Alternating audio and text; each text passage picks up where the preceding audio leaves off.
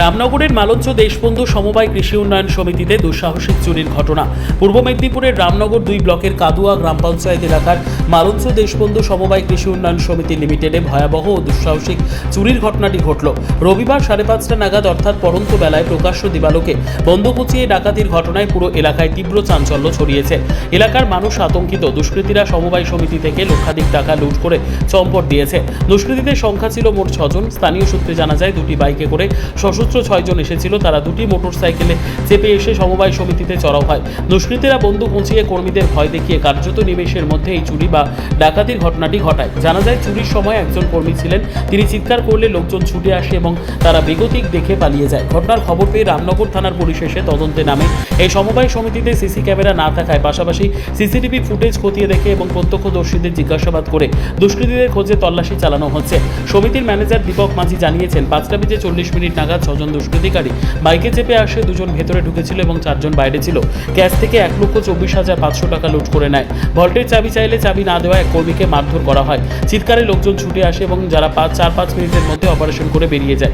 মালঞ্চ গ্রামের বাসিন্দা দেবব্রত দিন্দা বলেন, তারা বন্ধু বান্ধবের মিলে একটা জায়গায় আড্ডা দিচ্ছিলেন। খবর পেয়ে বাইক নিয়ে দৌড়ে যান সকলে। তাদের পেছনে ধাওয়া করে তারা দ্রুত গতিতে পালিয়ে যায়। দেপালে ফোন করে রাস্তা আটকানো হয়। তারা সেখান থেকে ভুল পথে পানিপারুল পানমান্ডি হয়ে গলিপথে ঢুকে যায়। তারপর তাদের আর কোনো হদিশ পাওয়া যায়নি। তারা একটি রুমাল ও টুপি ফেলে দিয়ে পালিয়ে যায়। সমিতিতে একটি হেলমেট রেখে দিয়ে গেছে। এই জিনিসগুলো পুলিশ উদ্ধার করেছে। একজন মহিলাকে তারা বন্দুক দেখিয়ে বসিয়ে রেখেছিল। স্থানীয় মানুষের অনুমান, পার্শ্ববর্তী এলাকার কেউ এই যুক্ত আছে। এখানে পুলিশ তদন্ত করলে বেরিয়ে আসবে। বাড়িতে যখন চিৎকার হয়, আমি বলছি কি চিৎকার হচ্ছে একবার দেখি। দিয়ে যখন আসছি, একটা বাচ্চা ছেলে বলছে যাও না গো, সেখানে না বন্দুক থেকে পুলিশ বন্দুক থেকে মারছে যে ভেতরে ছিলেন তাকে মারছে। যে তার কথা না শুনেও আমি মানে এখানে এসছি। দিয়ে সেখানে এসছি, দিয়ে তার ভেতরে মানে চিৎকার শোনা যাচ্ছে আর মারছে। তারপর আর একজন বাইকে বসছে, দিয়ে আর পালিয়ে আইরে আর না পালিয়ে আয় এরকম ওরে বলছে। দিয়ে চলে গেল। তারপর তো সে ভেতর থেকে বেরিয়ে বলছে ডাকাতি করে নিয়ে গেল গো ডাকাতি। আমি তখন বাইকের পেছনে ছুটছি, কেউ যদি সামনে পায় তাকে ঘিরে রাখবে বাইকগুলোকে। এইরকম 5টা মানে 5:55 এরকম হবে, 6টা থেকে। কয়জনকে দেখেছেন আপনি? বাইকের 2টো বাইক ছিল, 3 জন করেছি।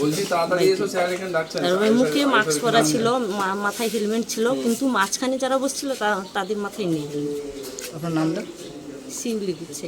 বাড়ি মালঞ্চ। আমরা এই 6:45 দিকে কি 6:10 বাকি পাশে গোষ্ঠ মন্দিরের কাছে একটা সালিসি সভা হচ্ছিল। এখানে বসছিলাম, হঠাৎ একটা ফোন আসে যে সোসাইটি ডাকাতি হয়েছে, ওরা বেরিয়ে যাচ্ছে।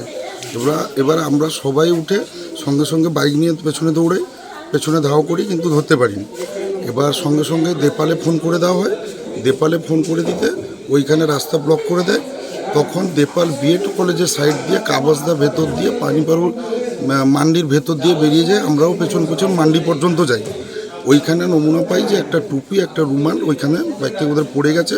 প্রত্যক্ষদর্শীরা যারা দেখেছে যে প্রচুর স্পিডে বেরিয়ে যাচ্ছে। তারপরে এখানে ঘুরে এসে যেখানে স্পটে শুনলাম যে 6 জনই এসেছিল।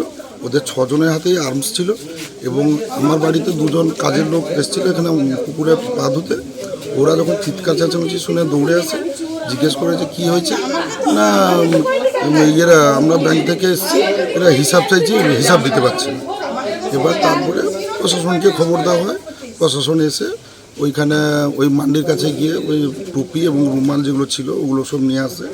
এবং এখানে এসে শুনলাম স্টাফ একজনই ছিল ক্লোজিং টাইমে ওটা, এবং ওকে মারধরও করেছে, মানে রিভলভার মার দিয়ে কাঁধে মেরেছে।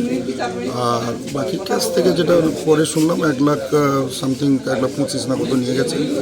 আর লকারটা খোলার চেষ্টা করেছিল, পরপর লোক জমায়েত হতে ওরা খুলতে পারেনি। মানে 2বার চেষ্টা করে তারপরে তাড়াহুড়ো করে ওরা বেরিয়ে যায়। এবার রাস্তায় সোসাইটিতে তো সিসি ফুটেজ ছিল না।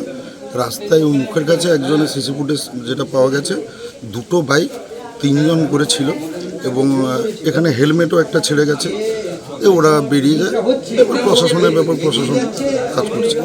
ওটা তো দূর থেকে সেটা মুখ ঠিক ফ্রেশ চিনতে পারছি না, তবে এখানে প্রত্যক্ষদর্শী যারা ছিল, যারা একদম সরজমিন দেখেছে, ওই ছবিগুলো কিছু দেখাতে ওরা 3 জনকে আইডেন্টিফাই করতে পেরেছে। কোথাকার তারা? মানে স্থানীয় মানে এই স্পটে যে মহিলারা ছিল, এই যে যেরকম একটা মহিলার কথা বললেন, একজন মহিলাকে ধরে বসিয়ে রেখেছিল এবং বন্দুক দেখিয়েছে।